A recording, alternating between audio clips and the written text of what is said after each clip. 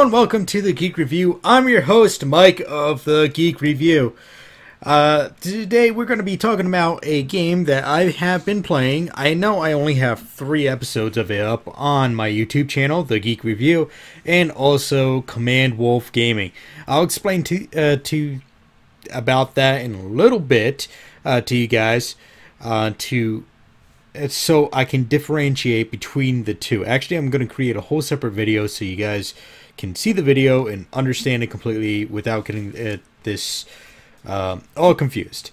All right, let's get down to it. Anyway, Subnautica. Subnautica, it's a game that I've found recently on YouTube that a lot of gamers been playing it, and it's a adventure survival repair building style type game. Basically, the whole story behind it is that your ship that you were traveling in crashes onto this planet, and this planet is covered in water. And I mean, like, lots and lots of water. Not like planet Earth where there's a lot of dry land. There's a large amount of sections that is covered in water. I would say like 99% of this planet is covered in water, and like the other 1% is just like some random islands throughout the area.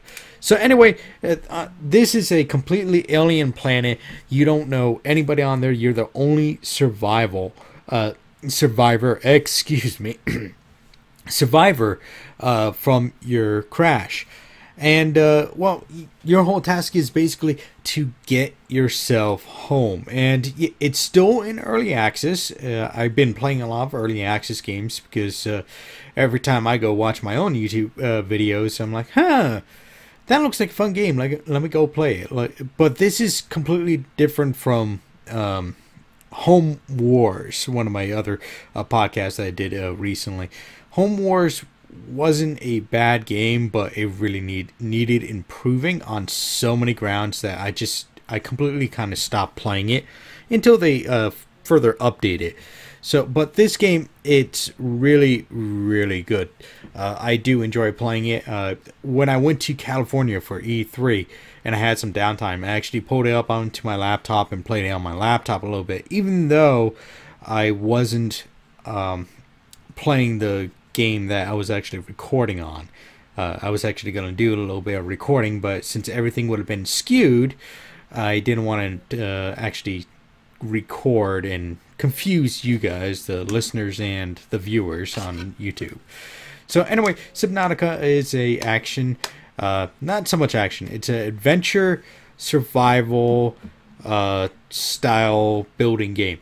And again, you're the only survivor left on your ship that mysteriously crashes down on this planet. I don't want to give too much of the storyline away, but so if you haven't played the game yet, I would say just pause this podcast and come back to it a little later. Then you can actually listen to it. So I'm going to give you actually a couple seconds to take care of that. Okay, we're back, folks. Okay, so anyway, you're stuck on this planet. You have to survive. Your only way out is basically building a rocket ship off the planet. Now, if some of you are already playing and say, hey, that's a spoiler, why did you tell us that? Well, it's not really that much of a spoiler. It's a lot of the people on YouTube and even in the forums were already talking about that. Basically, there's a lot of spoilers in the forums, but if you follow the forums, or if you follow certain YouTuber, I know I follow one of them, and he covers a lot of Subnautica stuff, and I actually enjoy watching him. He doesn't so much play it; he goes behind the scenes and pretty much goes through the creative aspect of the game, and he shows you new updates and what's going to be happening. Like it gets information before everybody else, pretty much. Anyhow, so your task is basically to get off the planet.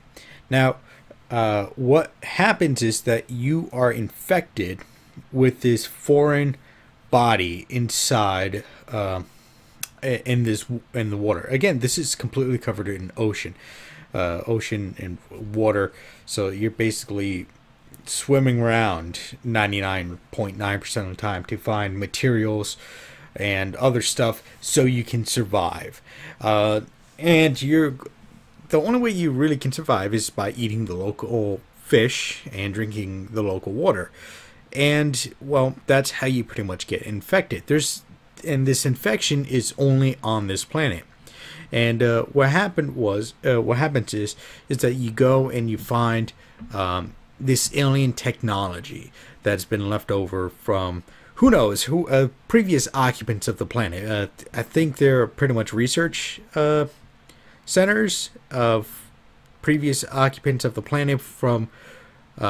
They did not live on the planet per se. I would say they probably visited the planet, and they tried to cure this disease so they can bring it back to their own planet and cure their planet.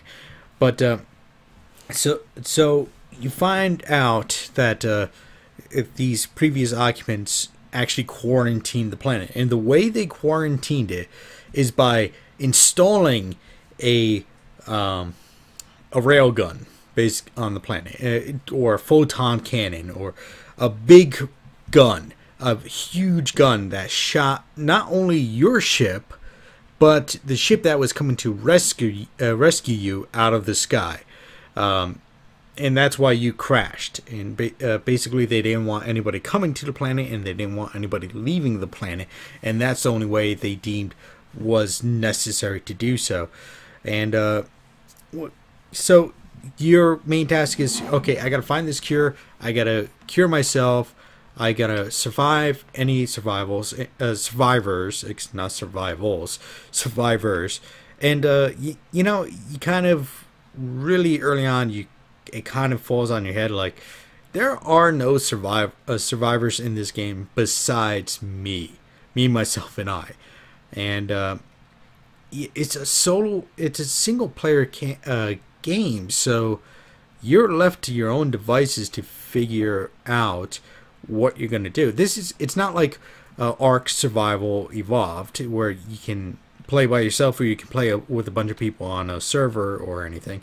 You are literally by yourself, so it leaves a lot for you to try to discover and trying to figure out. I've died actually multiple times on the game. If you actually look on Command Wolf Gaming, which is actually my video game channel, and also on the Geek Review, which is on YouTube, you can see from the footage I've died multiple times for stupid things like not getting to the surface fast enough, or getting bitten to death, or bleeding to death, or getting exposed to radiation. And you will die, and sometimes you will lose a lot of the stuff that you held, like gold or lithium or diamonds or copper or so on and so forth. So it's kind of discouraging, but at the same time you're like, okay, let me go do this again. I can come up with a better way of doing this, and it makes you think on how you're going to do this. Now, I'm going to get right to the building aspect, because there's a lot to the building aspect of this game for you to survive in order to get off the planet. Alright, so the main thing is, the only building that you originally start with is a life pod. A life pod that you crashed down in and was actually on fire in the first couple minutes of the game, and you know, fire extinguisher put out the fire, and you only have limited amount of supplies to go by. So, and you basically go around and you try to find schematics and items that are broken on the sea floor or in structures and stuff, so you can create new items like a gun, like a certain stasis gun, or a what's it called, a propeller. I forgot the name of the other gun. I didn't get a lot of stuff yet. I'm still kind of like hunting around and searching for stuff, so I can't really, off the top of my head, I don't know all of them. I know you can get a sea moth which is basically like a mini sub. A Cyclops, which is a full-blown submarine, but it's only used by one person. And you can get a prawn suit. Prawn suit is like an exoskeleton for underwater adventure. It's a harvester for the most part. You go and you can harvest rocks or material, and it stores it. Then you can bring it back to base, and you can remove it from inventory and put it into your system. So anyway, on your life pod, there's a fabricator. The fabricator allows you to fabricate food and water by utilizing the fish or samples or materials that you have found on the planet. Now, it's kind of funny because they say, oh, you need copper, silver, gold, or titanium. Titanium is actually in abundance. I've ran across titanium all over the place on the game. But it's, since you're on an alien planet, you would think that maybe you would have to find material similar to the material back on your home planet in order for you to utilize it.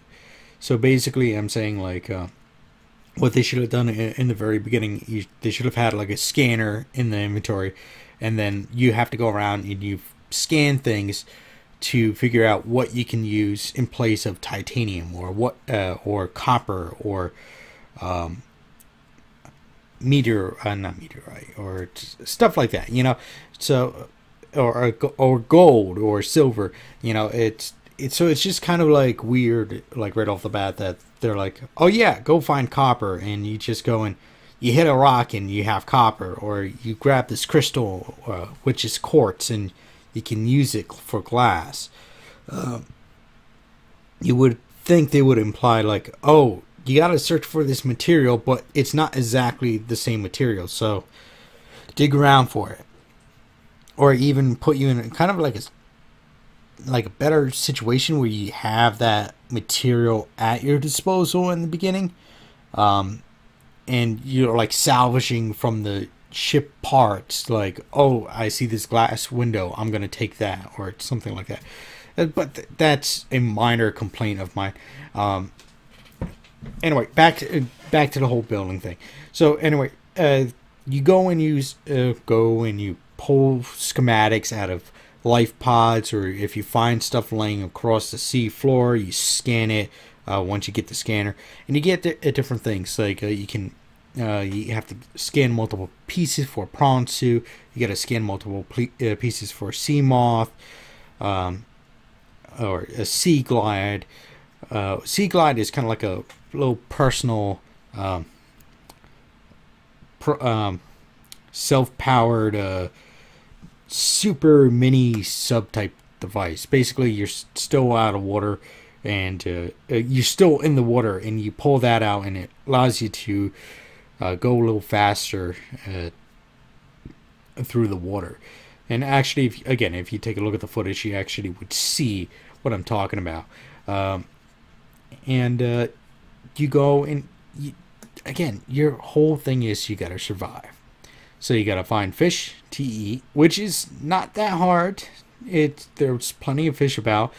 A lot of them are hostile.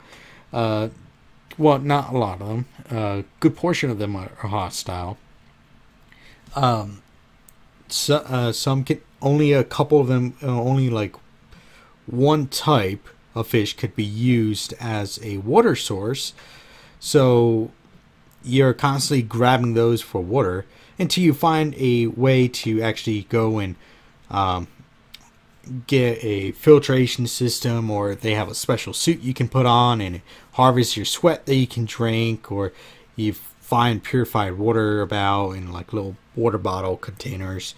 So again, you're going around, you're finding stuff. That's all you're pretty much doing on the game. You're going, you're finding stuff, you're bringing it back to your base, you're utilizing it for something else. And I've gotten to the point where I'm able to build a base underwater. And I built it on a spot where I found there was like a lot of material, such as copper and lithium and quartz and stuff like that. And I utilized that in the building of my base, which is kind of like a little donut or U shape, or I have like something weird going on with that, but um, and you can continuously add onto your base. Like you can add living quarters and beds and a fabricator. You can make another fabricator. You can make a storage containers. You would need a lot of storage containers. I actually gotten to the point in my game where I created like 7 storage containers, and each one has like a certain material in there, and or you can just basically throw everything in one storage container as best you can and just keep going through the game and just keep throwing it in there. But I'm kind of organized. If you watched my YouTube videos when for a multiplayer weekend when I was playing with my buddies on his Minecraft game, I kept on complaining about organization and hey, you got to mark this off. You got to mark this off. Where are you going? And so on and so forth. Because I feel like being organized on the game helps you be organized in real life, because then it helps you think methodically. Like, oh, I got this here. Why don't I take this and put this here? Oh, wait, I got 4 other things like that. Let me put this here. So it's just kind of my own personal preference, but to each his own. On your person, so let's get to the inventory sorting system. I'm kind of getting off track with this today, aren't I? Been out of the mood. I know last week I didn't do one on Sunday, and this one I wasn't going to do one either because I didn't know what I was going to do. But yeah. Anyway, I might have to delete that. Okay. So anyway, for the inventory system, you basically have certain amount of slots that you can utilize on your person. Obviously, everybody can only carry so much material on you. And that kind of leaves you with little room to negotiate. So basically, like, if you take a whole bunch of, they have like, they call them creep vines, which is basically seaweed, right? And they grow to the surface exactly like seaweed. And if you take one of those pods or creep vine sample, it takes up 4 spots in your inventory, and you only can carry so many. And there's no way of expanding your personal inventory either. It's not like you can say, oh, let me put this backpack on, or let me carry this container around with me, and I'll keep everything in there and drop it off. There's no way of going about it. You basically, whatever's in your inventory, that's the amount of space you have. And some things take up 1 space, and other things take up 6 spaces. It's just depending on what you have. Now, let's get back to the or let's go to the equipment. Matter of fact, so with the equipment that you have so many like hand tools that you could use. You got a mining tool. I'm sorry, not a mining tool. A laser cutter, basically to cut through doors on ships, on your ship, so that you can get into certain areas to, like, get access to certain areas on your ship, or to get items from certain areas that are harder to get. Like, I think there's a certain crystal that you need to use a laser cutter for, in order for you to get the material for it. Another thing is you have the scanner. Scanner's kind of hard to use, especially when you're trying to scan a fish and the fish keeps running away, or you got a very deadly fish that's trying to kill you. So that's really hard to use, but it's great for tracking your disease. It just tells you you're infected over and over again, no matter how many times you scan yourself. So, and but the scanner is supposed to give you information on everything that you scan. So, certain type of fish or trees or certain items that you see, alien technology, so on and so forth. You use your scanner to get more information, and basically you're supposed to reading this information so you understand what it is. That's what pretty much any, like, in any game, it all relies on what information you're getting and how to you use that information to solve your issue. So anyhow, so that's the scanner. Another thing you get a what was it called? A propulsion cannon. That's what I was trying to think of before. I don't know why I kept on saying prop, but it wasn't prop. It was propulsion cannon. Propulsion cannon helps you pick up an item and basically shoot it over a long distance. So if you have an enemy at a distance, you can basically take a rock and shoot at them and damage them. You got a stasis gun. I think that's actually newly added. I'm not too sure. They're constantly adding and updating the game. So some things might change from the time this podcast gets up to the time you listen to it. So you might say, hey, I don't remember that. Or, yeah, no, they removed that. Well, yeah, because this is going up soon. So, yeah. Anyhow, you get a stasis gun, or you have to find a stasis gun. I talked a little bit about the vehicles you can get, such as Cyclops, Seamoth, the Prawn Suit, the Sea Glide, and also the rocket ship. Basically, you can get a rocket ship as well. I'm not sure if they entirely got the rocket ship in the game yet or not, but I did see a couple of drawings. I did see a couple people talking about the rocket ship, and I did see a lot of stuff on the forums about it. So I am guessing that yes, they do have the rocket ship in the game by now. Another thing that they do have, so that's pretty much all the vehicles that you have, and you can upgrade your vehicles. It's not just like a standard, okay, here's your ship and that's it. It's not going to be the same exact ship in each person's game. It could like one ship could have a extra storage unit, or torpedoes, or extra health or whatnots, and so it's going to be different from game to game. And you can go and you can paint your ships different colors, so they're all different colors. They don't have to be the same exact color. And you can name them, so you can have the SS Marine 1, SS Marine 2, and SS Land 1, or whatever the case is. So that's, you know, they added that in the game. It's kind of cool, you know. I kind of like games like that because then it gives you a sense of personalization.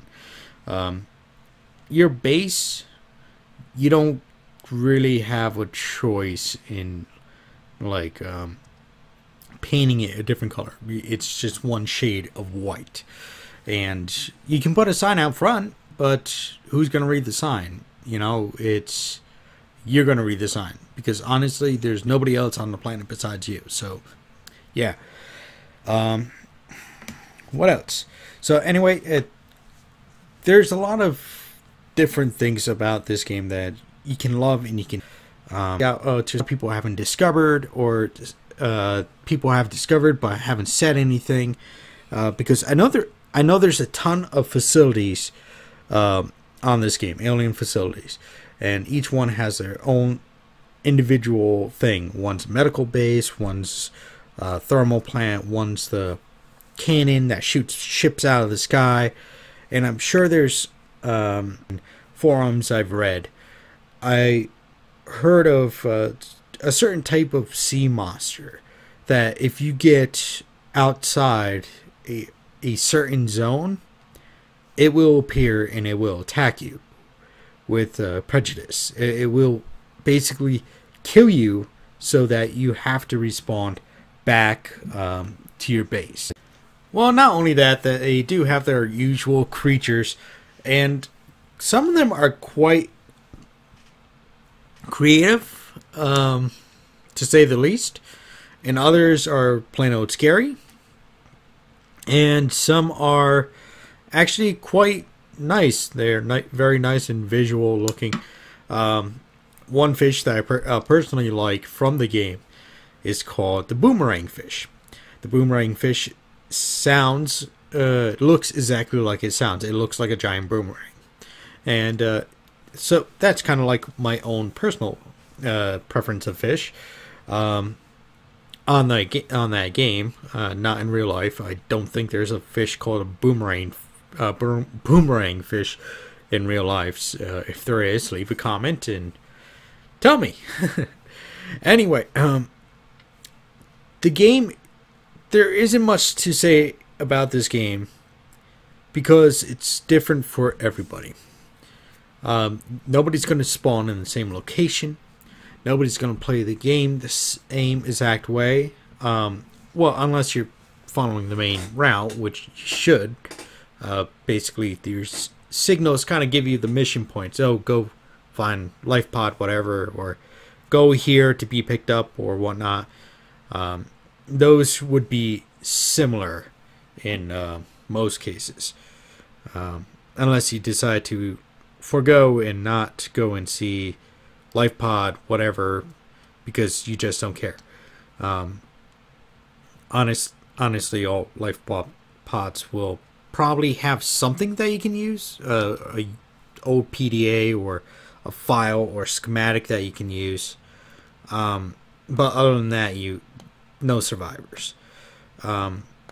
Visually, the game is very beautiful. There is no complaints about that. Sometimes the textures don't load in right away because you're just kind of moving too fast through the water for it to load in. So that's a minor issue, though. There's a lot of games like that. And for a single player game, it's actually very beautiful, especially since it's still in early access. It's a very beautifully done game. I'm just kind of comparing this to other games that I have played that are early access. One of them being Ark Survival Evolved, which wasn't a very beautiful game. You know, it just came down to, this is the game, figure it out. You know, it wasn't holding your hand trying to figure it out. In this game, it pretty much was the same thing. It wasn't holding your hand. They said, here's your stuff, figure it out. Good luck. You know? And but what I was trying to say is that Ark, for the most part, it really wasn't that beautiful. They just textured it, and they really did it as in the period of the dinosaurs. So there was a lot of grass and bugs, and forest, trees, and bushes. And obviously an underwater game, and if anybody has scuba dived or even snorkeled around like the Great Barrier Reef or different reef systems, or even in the open ocean, there are still a lot of color despite being it muted underwater. That's just a natural given. Even at night, the game at night, it's actually very beautiful. It has a very beautiful moons, two moons, plural. The fish are colored nicely. I wish there was a more variety of color with the fish, but that's not something you can really fight since it's an alien planet. Like, what more can you want, really, from the game? And the bioluminescence of the fish, which is basically them glowing in the dark so they can see. It's actually very beautiful. It's, even if you view it from the surface of your life pod, if you're in a very heavy fish traffic area, it's actually kind of nice to watch. Kind of scary if you're looking out of your window, or you're looking out, looking into the water, or you're swimming by and it's middle of the night and you see these glowing eyes of a predator, though. That kind of gets you on edge, kind of like a Friday the 13th thing. You know they're there and they're coming for you, so you better start running. So again, there really isn't much to complain about this game, but I think this has been up on early access for a while now, So a lot of things might have changed with it since the beginning. But right now, it's a 8 out of 10. Only like maybe one or two things that I would complain about, but they're like so superficial that it's not even worth mentioning. Well, the one thing I did mention before about the scanner, having the scanner right away, so you can start figuring out what you need and what each thing is. Oh yeah, and the other thing that I said before about having different materials labeled differently, so that you don't know they're actually copper or silver or gold or quartz or whatever, and it kind of like leaves you to figure out, hey, look, I don't know what this is, but let me try to figure it out. So, and I guess that would be my only two complaints for the game. Honestly, this kind of makes me want to go scuba diving in real life. I do have my scuba diving license. If anybody knows of a good scuba diving location, you can just leave a comment in the section down below. If not, well, yeah. I haven't practiced my scuba diving license yet, and I really want to. So that's kind of like on my list of things that I want to do before I find a job. Unfortunately, I've been out of job for going on 2.5 months now. So, anyhow, thank you guys for tuning in this week on The Geek Review. You can check out my podcast on thegeekreview.podbean.com, which is the main podcast website. Again, that is thegeekreview.podbean.com. You can also check out my podcast on iTunes. We are on iTunes. We have a Twitter account. We are at The Geek Review PB. PB stands for Podbean. Again, the handle for Twitter is at The Geek Review PB. We are on Facebook. We both have a page and a group.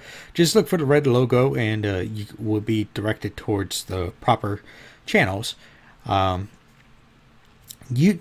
are on YouTube. Look for the Geek Review logo.